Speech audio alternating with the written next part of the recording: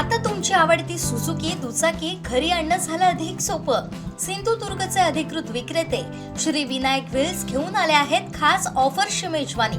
मग वाट कसली बघताय, आजच आपल्या स्वप्नातील राईड बुक करा। पत्ता प्लॉट नंबर 92 MIDC तालुका कुडाळ जिल्हा सिंधुदुर्ग।